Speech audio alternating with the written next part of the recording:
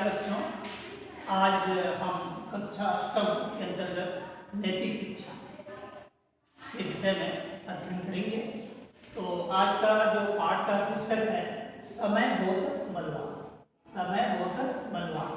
तो समय के महत्व को ध्यान में रखते हुए, क्योंकि आज का जो समय है लोग इस महत्व को नहीं समझते हैं, तो इसीलिए हमारे जो फ्रांसीसी फ्रैंकलिन एक विद्वान ने अपने इस समय के महत्व को ध्यान में रखते हुए उन्होंने अपना वक्तव्य दिया है।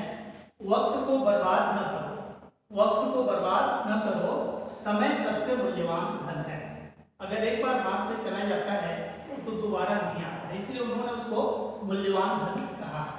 समय का पालन एक बहुत बड़ा गुण है। समय का पालन एक बहुत बड़ा गुण है। इसको तुलसीदास जी ने कहा है, का बरसा सब ऋषि सुखाने, समय चुके उन्हीं का पछताने। क्योंकि जब वर्षा का समय आता है तो किसान अपने अपने काम में लग जाते हैं।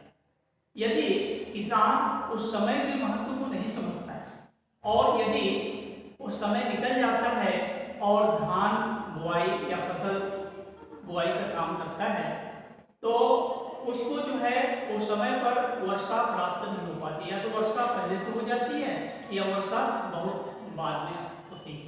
तो ऐसी स्थिति में ये कहा गया है कि का वर्षा सब ऋषि सुखाने, समय चुके उन्हीं का पछताने। यदि समय हमारे हाथ से चला जाता है तो दोबारा वो नहीं आता है। इसलिए बीता हुआ समय जो हमारे लिए एक प्रेरणादायी बनता है। इसलिए हमें ऐसा उस समय के महत्व को ध्यान में रखते हुए हम दोबारा हमको पछताने का अवसर न मिले, इस बात को हमें ध्यान रखना है।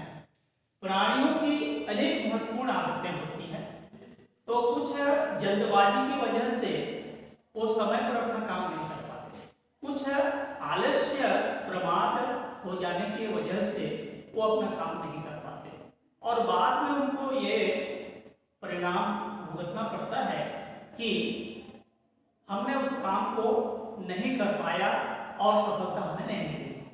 तो ये सब समय पर ही निर्भर है, क्योंकि नियत समय पर वो कार्य संपादित नहीं होता है, इसलिए उसको सफलता नहीं मिल पाती है। तो बचपन से ही नियमित दिनचर्या ये बालकों के लिए बनानी जरूरी है। अगर बालक समय पर नियमित रूप से उठता नहीं, जागता नहीं, तो अपनी पढ़ाई नहीं कर पाएगा और अंत में उसके ऊपर इतना बोझ हो जाता है कि मैं ये करूं कि वो करूं, ऐसी वह वो स्थिति हो जाती है जिसके कारण वह अनेक प्रकार तनावग्रस्त हो जाता है, उसका स्वास्थ्य बिगड़ जाता है और बिगड़ जाने की वजह से वो अपना प्रश्न पत्र सही ढंग से हल नहीं कर पाता है और अंत में उसका परिणाम ये होता है कि उसको परीक्षा में सफलता नहीं मिलती है।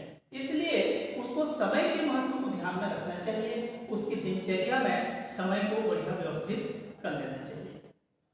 वही व्यक्ति जीवन में सफल होता है जो समय के महत्व को समझता है।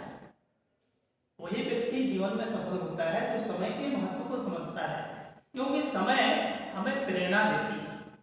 समय हमें प्रेरणा देती है। जो समय को अपने साथ लेके चलता है तो समय उसको साथ लेके चलता है, इसलिए एक दूसरे का आदान प्रदान होता है।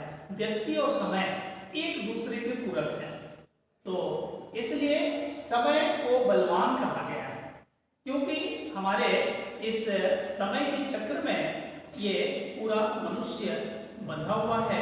तो इसलिए समय को उसको साथ में लेकर चलना पड़ेगा, समय को जो है महत्व को ध्यान में रखना पड़ेगा और समय की कीमत को समझना पड़ेगा। इसीलिए कहा गया है समय बहुत बलवान।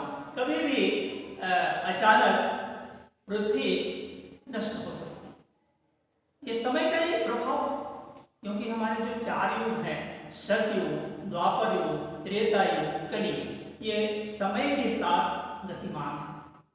तो इसलिए आज हमें सबको ये शिक्षा लेनी है इससे कि हम समय के महत्व को ध्यान में रखेंगे और कभी भी समय की बर्बादी नहीं करेंगे। ये आप संकल्प ले लीजिए प्यारे बच्चों कि हम समय के महत्व को ध्यान में रखेंगे, इसलिए समय को बलवान कहा गया है। धन्यवाद।